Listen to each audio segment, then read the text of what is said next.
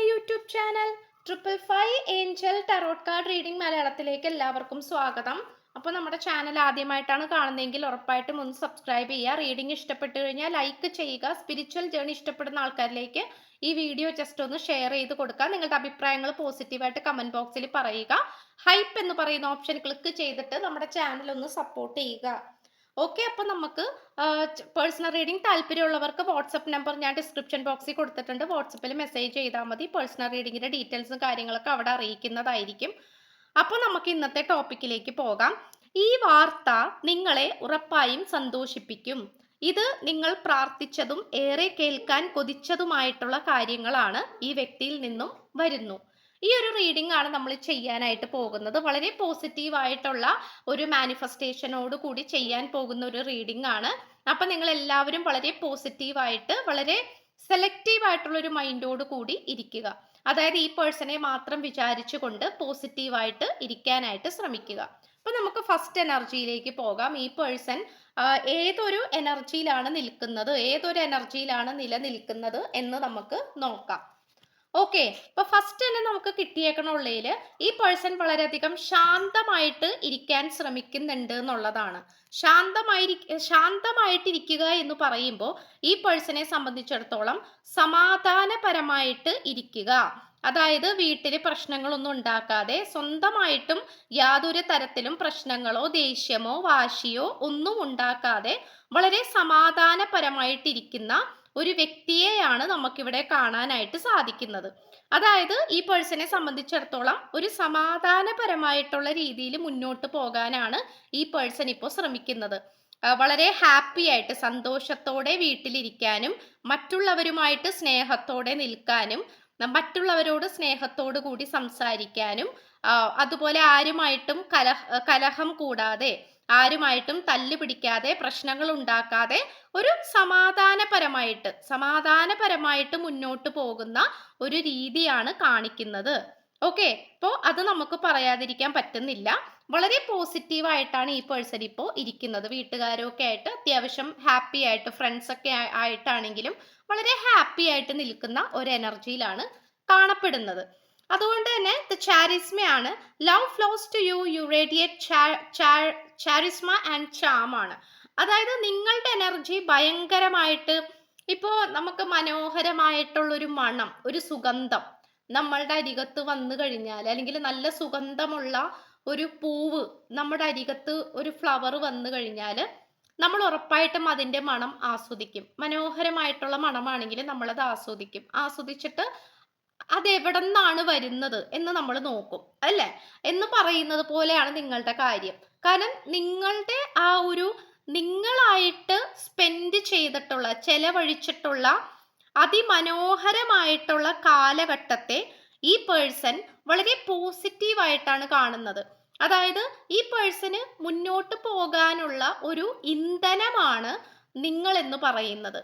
നിങ്ങളായിട്ടുള്ള മനോഹരമായിട്ടുള്ള നിമിഷങ്ങള്, നിങ്ങളുമായിട്ട് സംഭവിച്ചിട്ടുള്ള പൊട്ടിച്ചിരികള്, തമാശകള്, അങ്ങനെ അതിമനോഹരമായിട്ടുള്ള ഒരുപാട് കാരണങ്ങളുണ്ട്, ഒരുപാട് കാര്യങ്ങളുണ്ട്. അതാണ് ഈ പേഴ്സണെ വീണ്ടും വീണ്ടും നിങ്ങളുടെ അടുത്തേക്ക് വരാനായിട്ട് പ്രേരിപ്പിച്ചുകൊണ്ടിരിക്കുന്നത്. ഇതാണ് നമുക്ക് ക്ലിയർ കട്ടായിട്ട് കാണാൻ സാധിക്കുന്നത്. അപ്പോൾ ഈ പേഴ്സണെ സംബന്ധിച്ചിടത്തോളം ഭയങ്കരമായിട്ടുള്ളൊരു സ്നേഹമാണ് നിങ്ങളുടെ സ്ഥലത്ത് നിന്നും അല്ലെങ്കിൽ നിങ്ങളുടെ ആ ഒരു അടുത്ത് നിന്നും ഈ വ്യക്തിയിലേക്ക് വന്നുകൊണ്ടിരിക്കുന്നത്. അപ്പോൾ അത് ഈ പേഴ്സന് വൈബ് ചെയ്യാൻ പറ്റുന്നുണ്ട് എന്നുള്ളതാണ്. ഇപ്പോൾ ഈ പേഴ്സന്റെ വീട്ടുകാരായിട്ട് ആസ്വദിച്ചിരിക്കുന്ന സമയത്താണെങ്കിൽ പോലും ഈ പേഴ്സൺ ആഗ്രഹിക്കുന്നത് എന്താണ്? നിങ്ങളും കൂടെ ഉണ്ടായിരുന്നെങ്കിൽ, നിങ്ങളും കൂടെ ഈ പേഴ്സന്റെ കൂടെ ഉണ്ടായിരുന്നെങ്കിൽ എല്ലാവർക്കും കൂടെ എൻജോയ് ചെയ്യാമായിരുന്നു, എല്ലാവർക്കും കൂടി ആസ്വദിക്കാമായിരുന്നു. ഈ ഒരു രീതിയിലാണ് ഈ പേഴ്സൺ ചിന്തിക്കുന്നത്. കാരണം മുന്നോട്ടുള്ള ജീവിതത്തിൽ ഏതൊരു സാഹചര്യത്തിലും നിങ്ങൾ കൂടെ വേണം എന്ന് ഈ പേഴ്സന് തോന്നിക്കുന്നുണ്ടെങ്കിൽ ഉറപ്പായിട്ടും അത് നിങ്ങളുടെ ആ ഒരു നല്ല മനസ്സിൻ്റെയും നിങ്ങളുടെ സ്വഭാവ ഗുണത്തിൻ്റെയും നിങ്ങളുടെ ആ ഒരു സ്നേഹത്തിൻ്റെയും പ്രത്യേകതയാണ്. അപ്പോൾ ആ ഒരു ലെവലിലാണ് ഈ പേഴ്സൺ ഇപ്പോൾ നിങ്ങളെ കണ്ടുകൊണ്ടിരിക്കുന്നത്. അതുകൊണ്ട് തന്നെ നിങ്ങളെക്കുറിച്ച് അറിയാൻ ഏറെ ഈ പേഴ്സൺ താല്പര്യപ്പെടുന്നുണ്ട് എന്നുള്ളതാണ്. അതായത് ഇപ്പൊ നിങ്ങൾ എവിടെയായിരിക്കും, എന്തായിരിക്കും ചെയ്യുന്നത്, ഏത് സാഹചര്യത്തിലായിരിക്കും, എവിടെയായിരിക്കും ഉണ്ടാവുക, ആരുടെ കൂടെയാണ്, എന്ത് ചെയ്തുകൊണ്ടിരിക്കുകയാണ്, അല്ലെങ്കിൽ നിങ്ങളുടെ സ്വഭാവത്തെക്കുറിച്ച് കൂടുതൽ ഈ പേഴ്സൺ പഠിക്കാൻ ശ്രമിക്കുന്നു.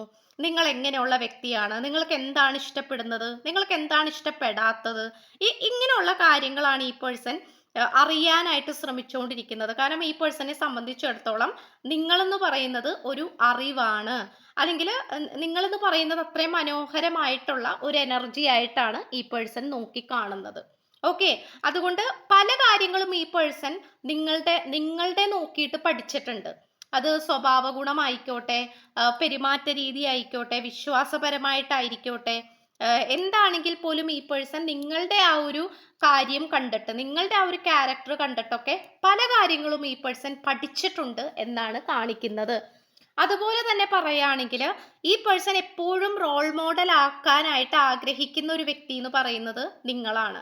അല്ലെങ്കിൽ ഈ പേഴ്സന്റെ ജീവിതത്തിൽ ഭയങ്കരമായിട്ട് എന്തെങ്കിലും ഒരു കാര്യം സ്വാധീനിച്ചിട്ടുണ്ടെങ്കിൽ അത് നിങ്ങളിൽ നിന്നും മാത്രമാണ്.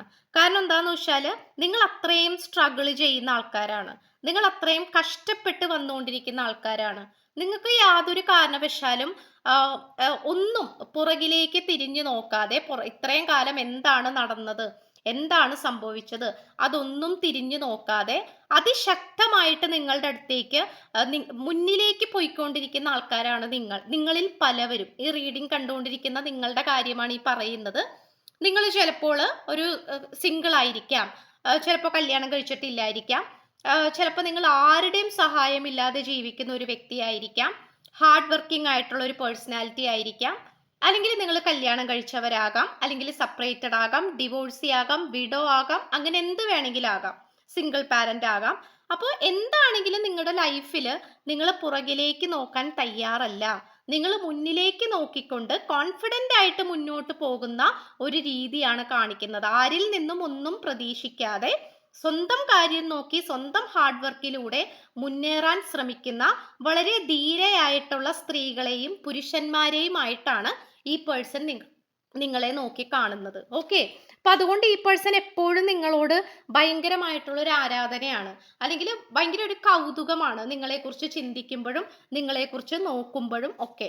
അതുപോലെ തന്നെ ഈ പേഴ്സൺ ഏറ്റവും കൂടുതൽ റിഗ്രറ്റ് ചെയ്യുന്ന, അല്ലെങ്കിൽ ഏറ്റവും കൂടുതൽ പശ്ചാത്തപിക്കുന്ന ഒരു കാര്യം എന്ന് പറയുന്നത്, ഈ പേഴ്സൺ ഭയങ്കരമായിട്ട് സോഷ്യൽ ഓറിയന്റഡ് ആയിട്ടുള്ള ഒരു പേഴ്സൺ ആണ്. സമൂഹപരമായിട്ടൊക്കെ ഭയങ്കരമായിട്ട് ഇടപെട്ട് സമൂഹത്തിലൊക്കെ ഒരുപാട് കാര്യങ്ങൾ ചെയ്യുകയും ഒരുപാട് കാര്യങ്ങൾ ഒരേ സമയം ചെയ്തുകൊണ്ടിരിക്കുന്ന ഒരു വ്യക്തിയായിട്ടൊക്കെ കാണിക്കുന്നുണ്ട്. അപ്പോൾ എന്താന്ന് വെച്ച് കഴിഞ്ഞാൽ ഈ പേഴ്സന്റെ കാര്യത്തിൽ വളരെയധികം തിരക്ക് പിടിച്ച ഒരു വ്യക്തിയാണ്. ഒരുപാട് കൂട്ടുകാരുണ്ടാകാം, ഒരുപാട് കാര്യങ്ങൾ ചെയ്യാനുണ്ടാകാം, ഒരേ സമയത്ത് ഒരുപാട് ജോലികൾ ചെയ്യുന്ന വ്യക്തിയായിരിക്കാം.